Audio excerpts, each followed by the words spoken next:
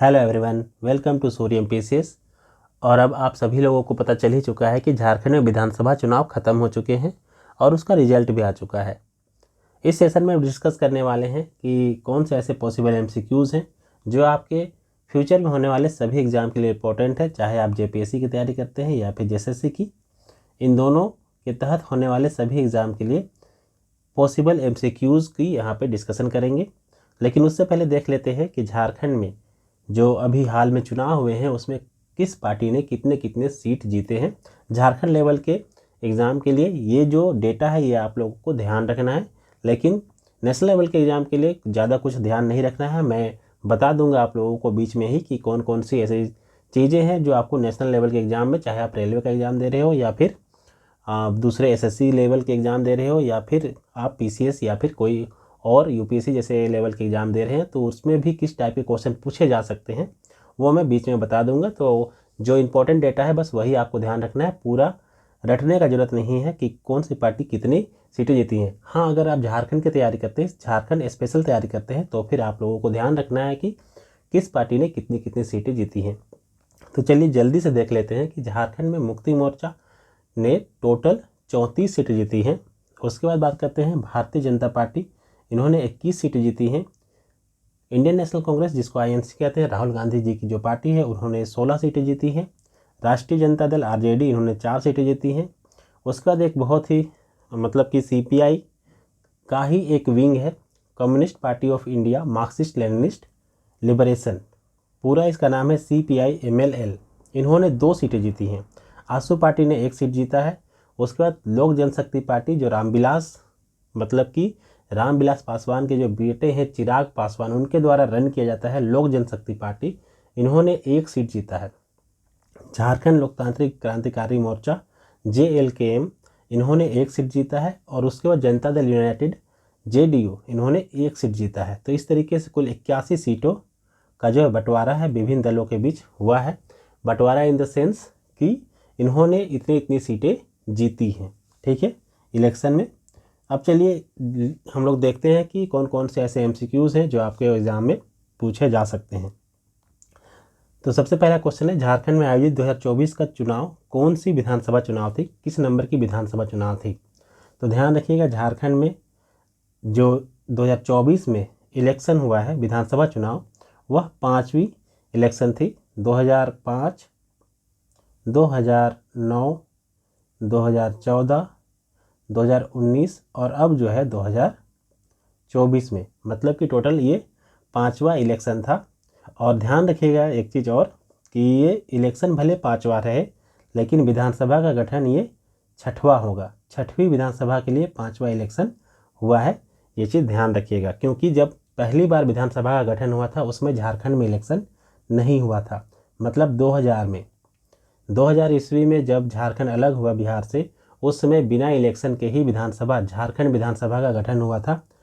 तो इसलिए जो है पहली विधानसभा के लिए किसी प्रकार का कोई भी इलेक्शन नहीं हुआ था, ये चीज़ ध्यान रखिएगा झारखंड अलग होने के बाद। तो इसलिए 6वीं विधानसभा का जो है वो गठन होगा, लेकिन इलेक्शन यह 5वां है, ठीक है। उसके बाद देखिए, झारखंड में नवंबर 2024 में आयोजित विधानसभा चुनाव के द्वारा कौन सी विधानसभा का गठन किया जाएगा। तो अभी मैंने जस्ट अभी बताया है कि 6वीं विधानसभा का गठन होगा और इलेक्शन जो है वो 5वां नंबर का जनरल इलेक्शन है, ठीक है। उसके बाद बात करते हैं, झारखंड में सबसे अधिक वोट किस पार्टी को 5वीं विधानसभा में दिया गया है। तो ध्यान रखिएगा, सबसे ज़्यादा जो है वोट और सीट, ठीक है, वोट और सीट की बात करते हैं तो सबसे पहले बात कि झारखंड मुक्ति मोर्चा को सबसे ज़्यादा वोट मिले हैं और सबसे ज़्यादा सीट भी झारखंड मुक्ति मोर्चा ने ही जीते हैं। कितने सीट जीते हैं? कुल 34 सीट इन्होंने जीता है, ये भी ध्यान रखिएगा। उसके बाद बात करते हैं, झारखंड में किस राष्ट्रीय पार्टी को सबसे अधिक वोट मिले हैं। तो झारखंड में ध्यान रखिएगा सबसे अधिक वोट मिला है भारतीय जनता पार्टी को, जो राष्ट्रीय पार्टी है। यहाँ पे ध्यान रखिएगा, पार्टी सिर्फ अगर पूछा तो ध्यान रखना है आंसर उसका JMM होगा, लेकिन अगर पूछेगा राष्ट्रीय पार्टी, क्योंकि JMM तो राष्ट्रीय पार्टी है नहीं, तो भारतीय जनता पार्टी राष्ट्रीय पार्टी है और इनको सबसे ज़्यादा 21 सीटें जो है मिली हैं। इंडियन नेशनल कांग्रेस भी राष्ट्रीय पार्टी है और उनको 16 सीटें जो हैं वो मिली है, ये चीज़ ध्यान रखिएगा। अगर हम लोग बात करते हैं अभी भारत में कुल कितने राष्ट्रीय पार्टी है तो टोटल अभी भारत में 6 राष्ट्रीय पार्टी हैं।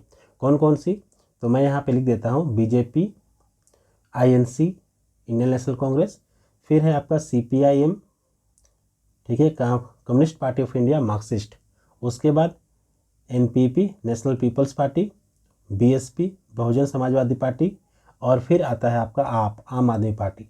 तो ये जो 6 पार्टियां हैं ये प्रमुख रूप से अभी भारत में राष्ट्रीय पार्टी के रूप में रजिस्टर्ड हैं। 2 तरह की पार्टियां मेन रूप से होती है, प्रमुख रूप से होती है राष्ट्रीय स्तर की पार्टियां और राज्य स्तर की पार्टियां।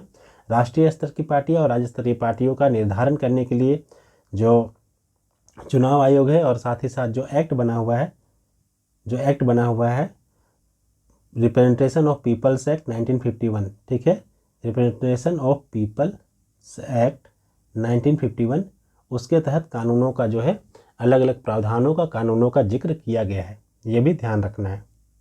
उसका हम लोग बात करते हैं अगला, तो झारखंड के किस विधानसभा सीट में सबसे अधिक अंतर से चुनाव जीता गया है, तो ध्यान रखिएगा सबसे बड़ा अंतर से चुनाव जीतने वाली है आलमगीर आलम। आप लोगों ने नाम सुना होगा आलमगीर आलम का, जो फिलहाल अभी जेल में है।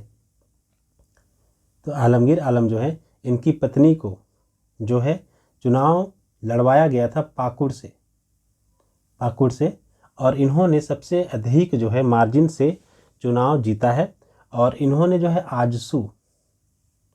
आजसू जो आजसू पार्टी है उनके जो उम्मीदवार हैं उनको जो है इलेक्शन में हराया है। टोटल अंतर लगभग 86,029 वोटों का अंतर था, 86,029 वोटों का अंतर था। और आलमगीर आलम की वाइफ जिनका नाम है निशत आलम, ये भी आप लोगों को ध्यान रखना है, निशत आलम जो है, ये जो है आजसू के जो कैंडिडेट थे अजहर इस्लाम इनको हराया है 86,000 वोट से। तो ये जो पाकुड़ विधानसभा है यहाँ पे सबसे ज़्यादा अंतर से जो है कैंडिडेट जीते हैं, और निशत आलम जो कांग्रेस है उसकी जो है प्रमुख जो है उम्मीदवार थी और वहाँ पर से जीत दर्ज की है। उसके बाद बात करते हैं हम लोग झारखंड में विधानसभा चुनाव में कितने चरणों में संपन्न हुआ है। तो झारखंड में विधानसभा चुनाव कुल दो चरणों में जो है संपन्न हुआ है। एक आपका 13 नवंबर को था और एक आपका 20 नवंबर को था, ठीक है। तो 2 चरणों में जो है झारखंड में विधानसभा चुनाव संपन्न हुआ है। उसके बाद बात करते हैं झारखंड के साथ 2024 में किस राज्य में विधानसभा चुनाव कराया गया था। तो झारखंड में ध्यान रखिएगा कुल जो झारखंड के साथ साथ इलेक्शन हुआ था वो महाराष्ट्र में भी हुआ था, और महाराष्ट्र में बीजेपी और इसकी जो अलायंस पार्टी है ये विजय हुई है। झारखंड में जेएमएम और इसकी जो अलायंस पार्टी है जिसको इंडिया गठबंधन भी बोलते हैं, इन्होंने जो है जीत दर्ज की है, और महाराष्ट्र में एनडीए गठबंधन ने जीत दर्ज की है। ये चीज़ें आप लोगों को ध्यान रखनी है। अगला क्वेश्चन है, झारखंड के मुख्यमंत्री हेमंत सोरेन ने किस विधानसभा से सीट से फिर से चुनाव जीते हैं। तो ध्यान रखिएगा हेमंत सोरेन जो है बरहेट विधानसभा सीट से फिर से चुनाव जीत लिया है और अच्छे अंतर से जीता, और साथ ही साथ अब ये बरहेट को रिप्रेजेंट करेंगे और मुख्यमंत्री के रूप में भी हो सकता है फ्यूचर में हेमंत सोरेन ही देखने को मिलेंगे। हालांकि 28 नवंबर को जो है नया सरकार का गठन होने का जो है वो बात चल रहा है, और हो सकता है 28 नवंबर को ही जो है नए मुख्यमंत्री के साथ साथ जो मंत्रिपरिषद के अलग अलग मंत्री होंगे वो भी शपथ ले लेंगे, ठीक है।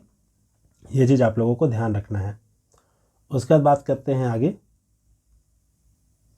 झारखंड में किस विधानसभा सीट में सबसे कम वोटों के अंतर से हार जीत का फैसला हुआ है। तो ध्यान रखिएगा सबसे कम वोट से हार जीत का अंतर जो है वो था मांडू से जो है कुल अंतर सिर्फ 231 वोटों का था। कितना? 231 वोटों का, और 231 वोट का अंतर से जीते हैं निर्मल महतो जो आजसू पार्टी के हैं।